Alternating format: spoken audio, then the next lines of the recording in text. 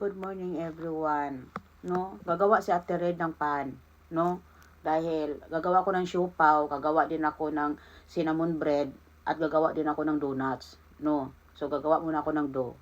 Ito lang sa akin ha. Ayun no naman talaga na late si Ate Red makapag-react dahil ngayon ko lang din naman talaga nalaman dahil busy nga ako, char. Ito lang talaga everyone, no? Itong Goldilocks. Ano tong scandal Goldilocks? Magnegosyo-negosyo, wag isali yung ganyan.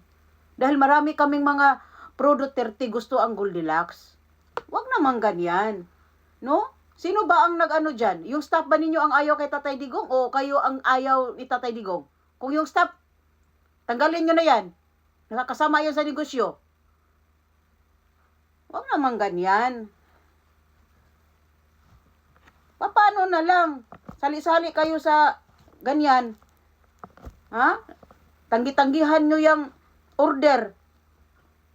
Galing sa mga pro Duterte. Ang dami-daming mga pro Duterte. Baka mawalan kayo ng customer kung ayaw na ng mga pro Duterte ang ng Goldilocks nyo. Kau ha?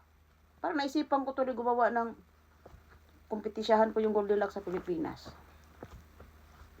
Huwag ganyan. Negosyo-negosyo. And it's morning everyone.